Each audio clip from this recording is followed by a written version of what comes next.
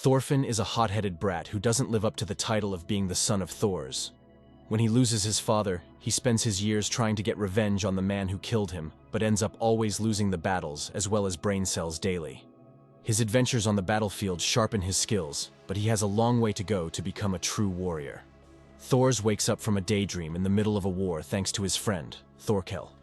This could have ended sooner rather than later if he continued with his dream. The two of them cut through the soldiers like a hot knife through butter. Then Thors goes ahead to take some more heads for himself when he gets shot by an arrow and is dragged underwater by one of the enemies. He kills the guy and swims away from the battle zone. He lands on the shore and then walks away. Dude really just up and left in the middle of battle. Later we see a young Thorfinn doing some house chores for his family, considering he's not really useful. In the evening, all the kids are gathered around Leif to listen to his stories. While Thorfinn was captivated by his tales of discovering a new land, Leif's heart was swiftly broken when they called him out for being a useless old man. The next morning, while Thor's daughter, Ylva, was helping to shovel snow off the roof, she fell to her demise. Luckily, she was cushioned by the snow and discovered a man's body buried under it. Thors took the man in and began trying to revive him when they discovered he was a runaway slave. Meanwhile, Leif was telling Thorfinn how dangerous sailing can be and about his ancestors who used to live in Norway but ran away from King Harald's tyranny. Thorfinn called the old man a liar once again and ran home. Someone needs to teach this kid some manners. Back at Thorfinn's house, the slave woke up and mentioned he was part of Halfdan's household. Then Halfdan showed up at the harbor asking for his slave. A fight nearly broke out before Halfdan used his chains to scar one of his men. All these crazy slave traders. By the time he showed up in Thor's house, the slave was at the pearly gates. Thors ended up paying for the slave with a huge amount of sheep that they'd definitely starve to death soon. Meanwhile, a boat was slowly approaching their island. In the northern part of England, Vikings were having their weekly bath at their base when they were ambushed by the English and killed. Who bathes just once a week? Back in Iceland, Thorfinn and the other kids were playing a battle when Leif showed up to tell him that he was leaving for Norway. He wanted to follow the drunk old man when Leif told him to inform his father of the warship that had come. Thors went out to meet them and greeted Floki, a commander of the Vikings whom he once fought beside as well. They went inside, and Floki told him about the Danes that were ambushed and the war that was about to start. Floki told Thors he had to join them as instructed by their leader, even though he deserted the army. At the same time, the silly kids, including Thorfinn, were eavesdropping on the conversation. Bunch of crackheads. Floki left and announced to the villagers to join Thors if they had what it takes. The foolish villagers began rejoicing about going to die on the battlefield while Thors was very angry. After sulking like a wimp, Thors got the warships ready with the villagers. The young men got armor and weapons from their parents as well. Thorfinn was beating up the other kids and got them badly injured, so someone reported the matter to his father. While Thorfinn was searching through their storage, he found Thor's dagger, but his father quickly came and took it from him. Thors tried to tell his son how it wasn't okay to kill people, but the stupid kid was too hot-headed to listen. Somewhere out on the Faroe Islands, Floki was striking a deal with a man named Askeladd to have Thors killed. Askeladd set out for his target while Thors and a few young men left their island. Before Thors left, he searched for his crazy son Thorfinn but couldn't find him. Then Thors rowed one side of the boat with the strength of 100 men and more. Must be why they call him a troll. Thorfinn showed himself shortly after hiding inside a barrel on the ship. The little runt snuck aboard without them knowing. Thors gave him quite the spanking for doing that. One of the young men, Ari, asked Thors to talk about his adventures when he was a Viking and also confessed about liking Ylva. Never seen a man just confess to someone's father like that. Thors told about the time Ylva was born and how he named her after his mother. Having a family and child for the first time was one of the reasons he became afraid of the battlefield and ran with his tail between his legs. They slowly approached the Faroe Islands when they got ambushed, and their path was blocked off by Askeladd's men. Thors got his sword and gave the dagger to Thorfinn so he could protect himself. He told the rest to stay back while he jumped on the enemy's ship and started taking them out barehanded. Not bad. Thors continued his rampage on the ships when one of Askeladd's men, Bjorn, ran like a deranged gorilla towards him. Bjorn took a berserker mushroom that made him go crazy, and he couldn't tell friends from foe. Thors quickly took care of him and landed back on his ship, which was surrounded by Askeladd and his men. He then challenged Askeladd to a duel as a way to settle everything. Askeladd tried a surprise attack that didn't work.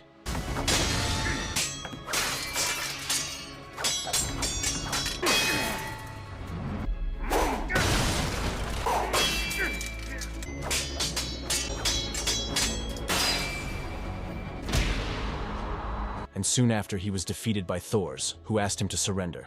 Askeladd broke the rules of the duel, and Bjorn captured Thorfinn to use as a hostage since they're wimps that can't fight like men. Thors surrendered in order to save everyone else, and stood while arrows rained down on him at Askeladd's command. He told Leif to bring his head to the leader of the Vikings to protect his village, and comforted Thorfinn in his last breath. Thorfinn went from sadness to pure rage with the death of his father. He was still aboard one of the ships that Askeladd took from them. When they discovered him, Thorfinn swore to kill them, and stared with the look of death in his eyes. Quite scary for such a young lad. The men sailed to England where they pillaged a village.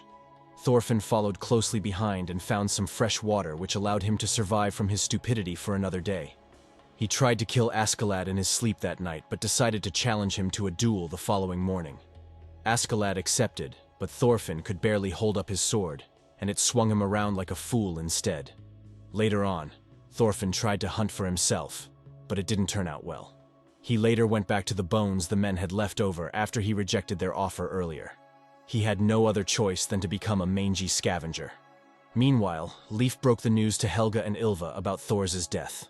Ylva began overworking herself and became a brute to try and suppress her sadness. She eventually took a break and let it all out like a crybaby thanks to her mother.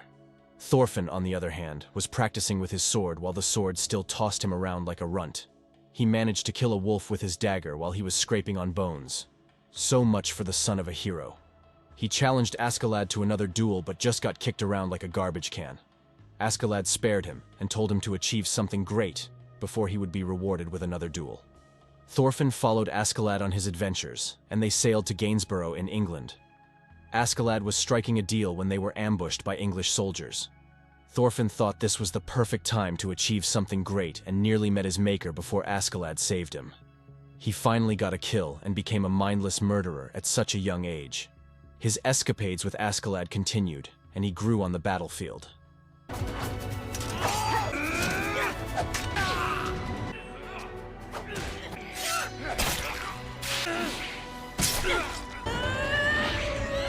During one of his scouting missions, he got injured and was washed up along the river where a woman and her daughter found him. The family nursed him back to health and fed him while he just spread fleas everywhere. When a soldier came looking for him, the woman protected him despite the fact he was an enemy. The woman thought Thorfinn could replace her son, and both the daughter and myself thought she was crazy. Thorfinn ran out to give Askeladd the signal to invade while he took care of the guards. The woman who nursed him watched and cried as he killed the soldiers while he stared back, and he was reminded of his family back in Iceland. Askeladd and his men arrived on the shore, and they began raiding the place. The war between Denmark and England intensified until the King of Denmark, King Swine, was talking with Floki when they decided to let the troops rest during winter and march next summer. Askeladd went to fight alongside some Franks who were having a civil war in his quest for more treasure. Thorfinn was sent as a messenger to the captain to strike the deal. He hesitated because he still wanted to duel Askeladd, but eventually went after Askeladd had promised to give him his reward. His brain must have rotted from all the battles if he thinks he can beat Askeladd. The captain agreed to the deal. The next morning, Askeladd and his men came down the mountain while carrying their boats like some group of mad hulks. The captain, being a literal loudmouth, wanted to kill Thorfinn, but nearly got run over by the other men. I wish he actually died. Thorfinn killed the captain of the fortress while Askeladd and the rest laid waste to the place.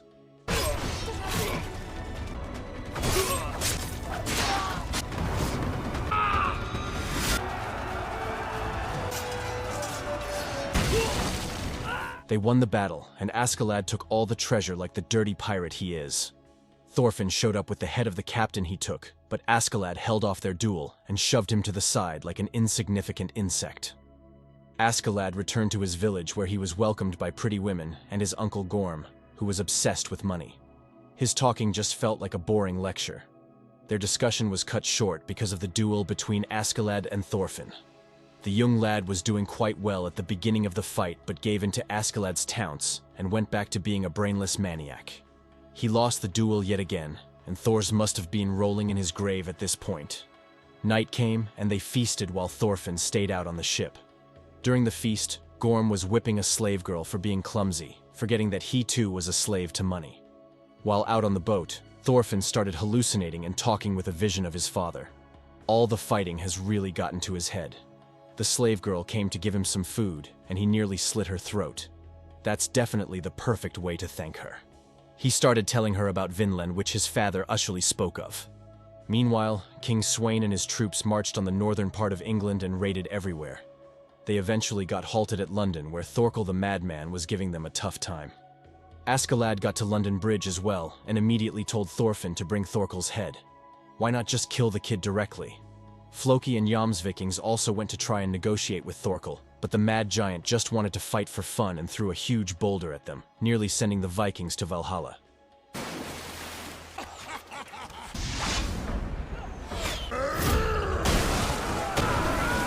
The fight between the two sides continued when Thorfinn confronted Thorkel. As usual, he got slammed around the place like a twig while Askeladd and the rest retreated.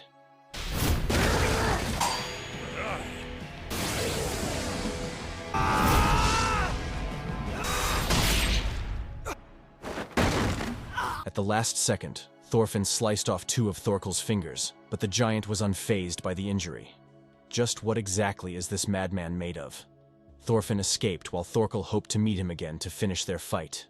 The Danish army returned from their humiliating defeat, and King Sweyn decided to leave some troops for his son, Canute, to command while he moved forward. He wanted to use the opportunity as a way for Canute to prove himself and left Ragnar, who helped bring the boy up, to be his assistant. King Sweyn left with the rest of the army to march on Wessex, and Thorfinn managed to come back from the grave and meet up with Askeladd. Thorkel wasn't too happy about them leaving and screamed like a mad titan for them to come back and fight him. Thorkel was hurling boulders at the troops that were left and tried to agitate them to fight him. Ragnar was hoping to endure the madman until the king sent a retreat order while Canute was just inside his tent praying like a coward. Thorfinn was having a dream that turned into a nightmare when he saw his village being pillaged and his father dying again. Bjorn and the rest were eating when 2 idiotic soldiers got into a fight because one insulted the other. Thorfinn went out to clear his already empty head and met up with Askeladd. The pirate leader started telling him how he had enough time to kill him since he'd eventually grow old and weak.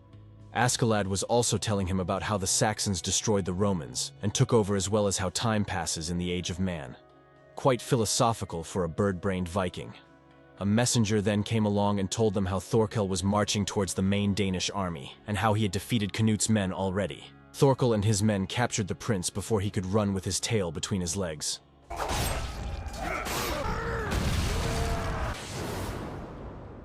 The messenger asked Askeladd to help and rescue the prince, but just got his head sliced off by the old man.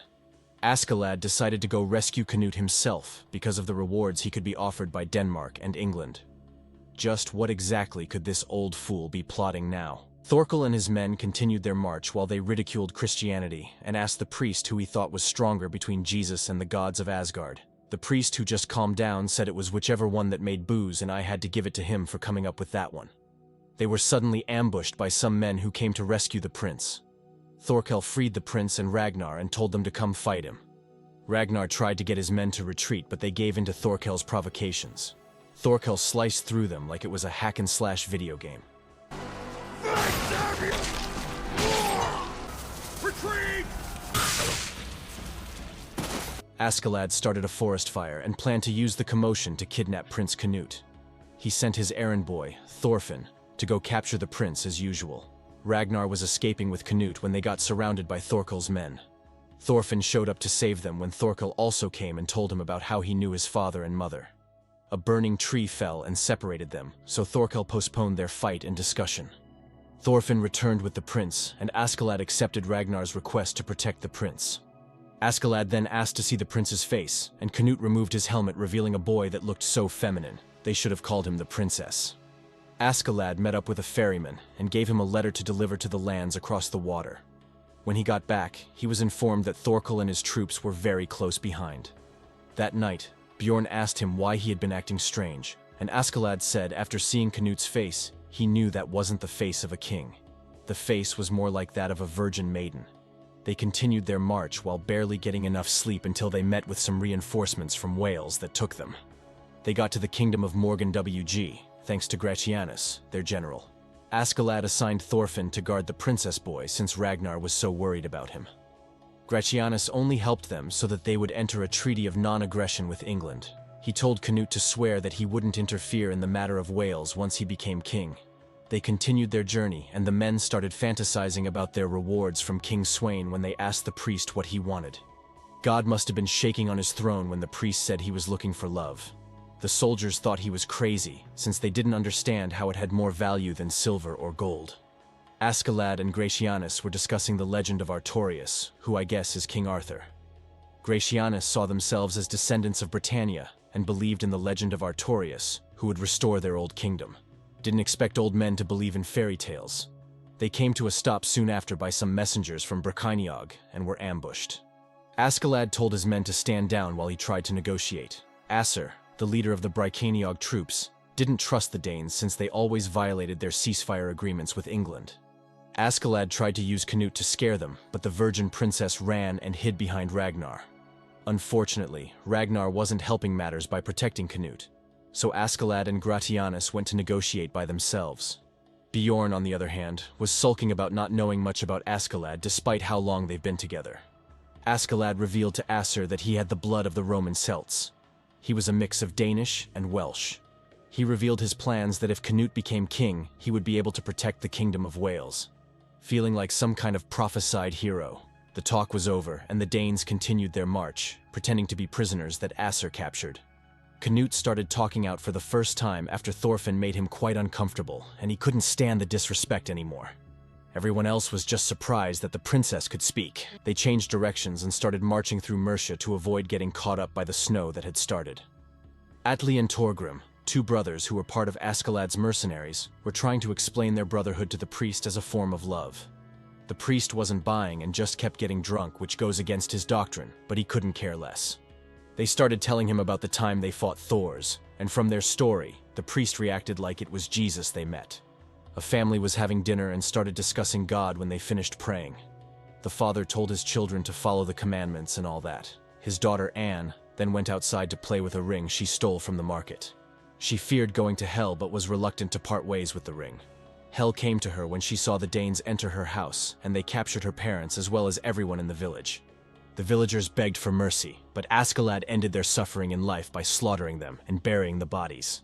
Anne survived and watched the slaughter from the woods and began walking aimlessly after everyone had died. She felt delighted seeing that they were evil people who weren't afraid of God's punishment.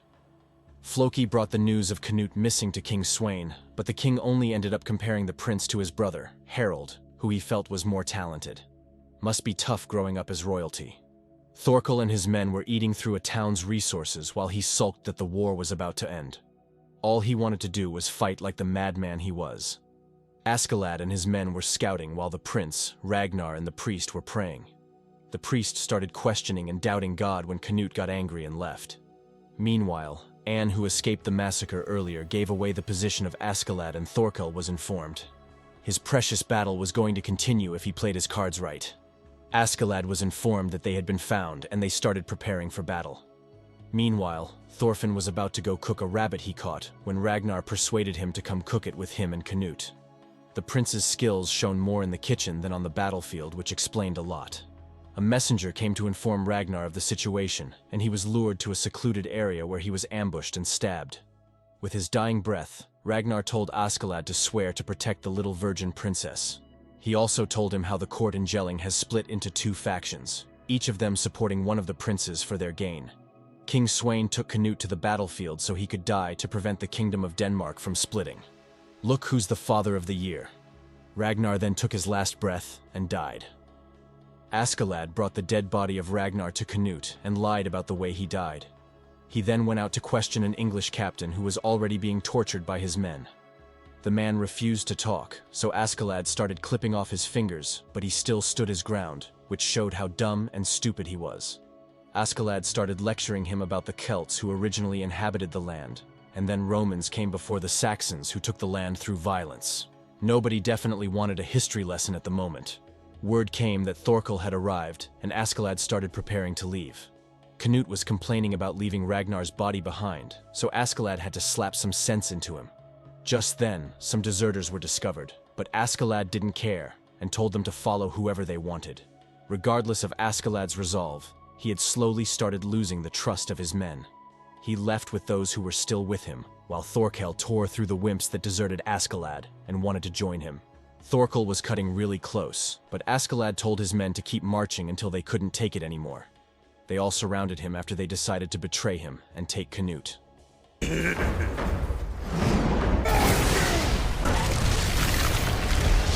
Askeladd got into a fight with his men and stalled them to allow Bjorn and Thorfinn to escape with the prince. Some of the mercenaries broke off and were in pursuit. Atli tried talking it out with Bjorn, but he only took orders from Askeladd. Atli killed the horses of Bjorn's carriage and made them crash, which probably killed the prince they were trying to kidnap. Thorfinn got on a horse and went back for Askeladd, since he was still obsessed with having a duel while Bjorn took on the rest of the soldiers there. Thorkel, on the other hand, was pissed off that they started fighting without him. This guy really just amazes me. Little bastard! Askeladd tried negotiating with Thorgrim but got shot by arrows. By the time they wanted to kill the old man, Thorkel showed up. The mad giant asked where Thorfinn was, and Askeladd told him. He then told his men to kill the mercenaries except Askeladd. Thorgrim was still trying to surrender and buy Thorkel's favor. But the mad titan just gave him an axe and told him to fight. Thorgrim was so scared that he just passed out on the spot, and probably pissed his pants too. Thorfinn showed and ran through the crowd towards Thorkel, but Thorkel just gave the horse an uppercut and threw Thorfinn off balance. That's right, he gave the horse an uppercut. This guy is on another level. Thorkel then decided to duel Thorfinn for Askeladd's life. Thorfinn and Thorkel began their fight, and Thorfinn managed to hold up well. Thorkel told him to entertain him like some circus monkey if he wanted to hear more about his father. Meanwhile, Canute was having a dream about Ragnar where he said his final goodbyes. He wished he was born as Ragnar's son and said how he was in love with the old man, which was really suspicious. Canute felt there was no one else left that loved him, but the priest told him that what Ragnar felt was love but discrimination. He said that death was the essence of love. And I really don't know why Canute was listening to a drunk priest. He began to understand what the priest meant by love being the environment around him, but not in the hearts of men.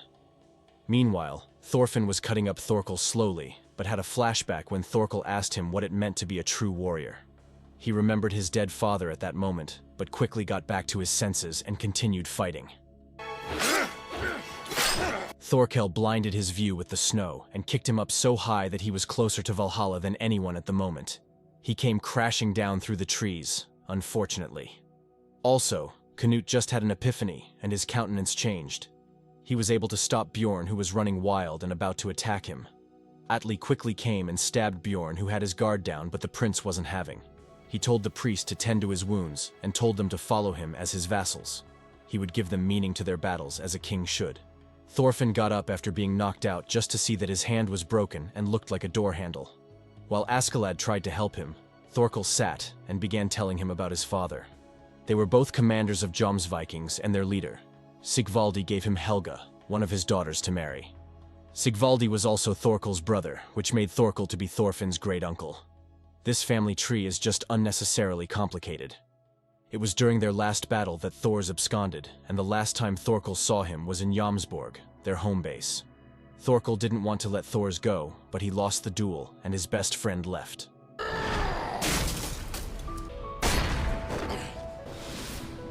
Then Askeladd helped to Bandiga, Thorfinn's arm, leaving him with just an arm and no brain cell to continue his fight. He advised Thorfinn on how to beat the giant, and their fight continued. Thorfinn dropped his guard to get Thorkel close, then kicked him in the jaw, which made him pass out. It was vicious and bloody. Thorkel the Tall was severely wounded.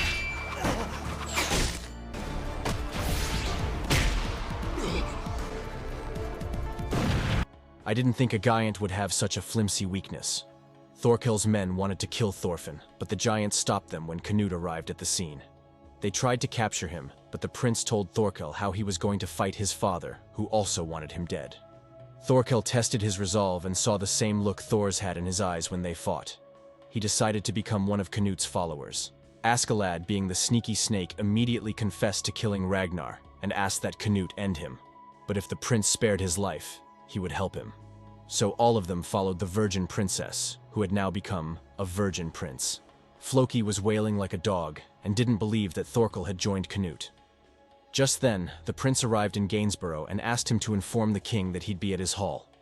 Floki was scared because he didn't understand how Canute had changed so much. The prince walked with Thorkel, Askeladd, and Thorfinn while they planned how to take down the king.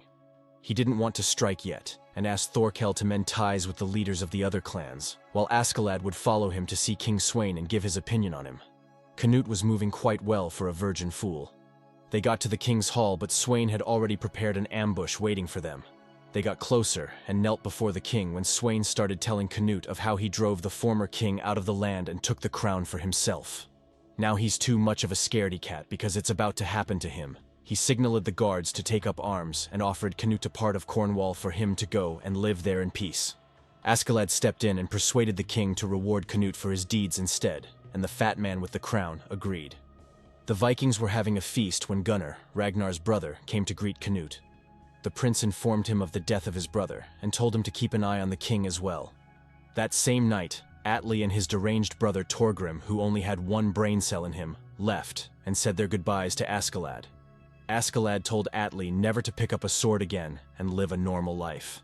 Canute arrived at York where he was discussing how to kill the king with Askeladd. On the pier, Leif noticed Askeladd, the man who killed Thors. Meanwhile, an assassin from inside the crowd shot Canute with an arrow. Thorfinn chased down the assassin and killed him when Leif recognized the boy and embraced him. Meanwhile, they thought Canute was dead, but it was just a female decoy that was used to show that there were people against him in the city. You can't really blame them for using a lady considering the way he looks. Leif tried to get Thorfinn to go back home to his mother, but the innocent kid he once knew had turned into a bloodthirsty, mangy mutt that only thought about killing Askeladd. Bjorn was still recovering on his sickbed when Askeladd came to see him and cheer him up. They decided to meet up the next day for something. Meanwhile, Askeladd's plan worked, and rumors about the killing of the prince were going around town. Canute's dear fat diabetic father really wanted to kill his son. Askeladd revealed that he was the one that hired the assassin, but the rumors wouldn't let the king do anything that would disfavor Canute at their meeting the next day. He also told the prince not to trust Gunnar since he was a spy working for the king. Thorfinn tracked the guy to confirm his suspicions. The next day, Thorfinn was about to duel Askeladd again, and I was sick of this already. Askeladd had to duel Bjorn first, who was barely keeping it together. It ended quickly with Bjorn telling Askeladd how he wanted to be his friend with his last breath.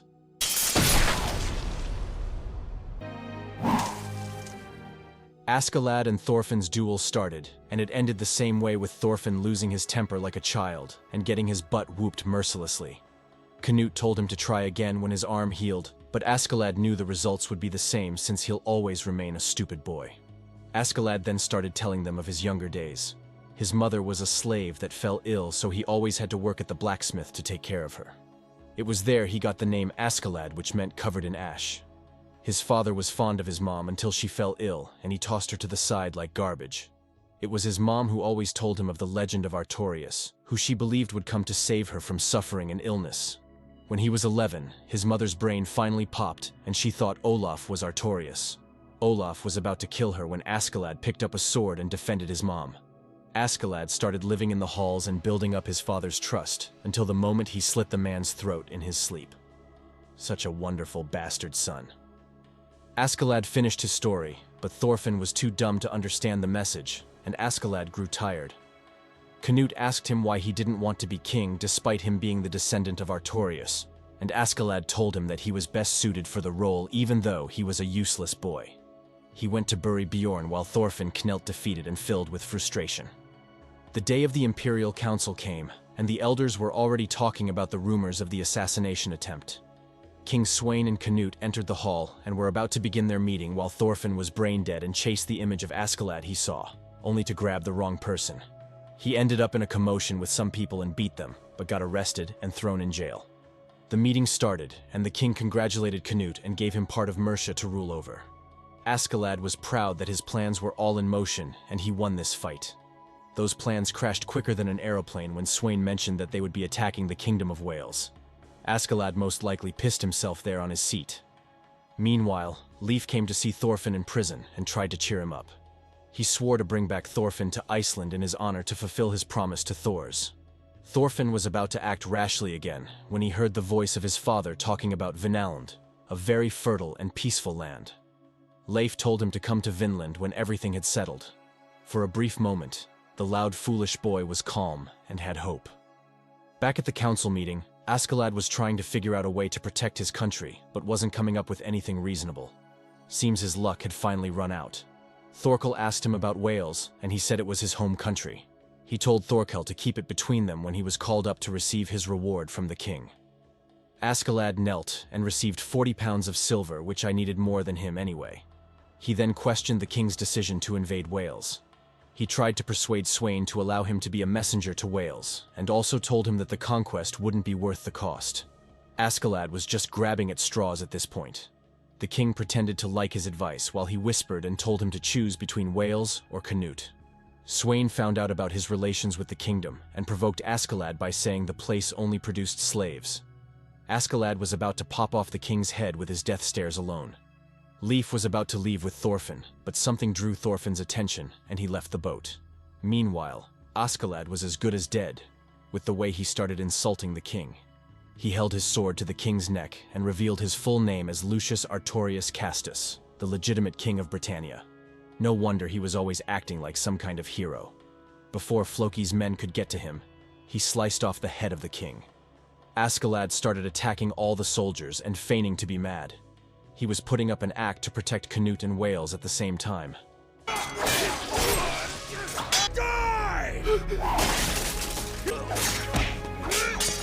Canute then stabbed him to make it look like he killed the king's killer. Thorfinn rushed to Askeladd's side, but there was no time left for him, and he offered Thorfinn the opportunity to take his life there. Askeladd then died while he told Thorfinn to move on with his miserable and sad life. Canute came to apologize, but Thorfinn rushed and grazed his cheeks. This boy hasn't learnt a single thing these past years.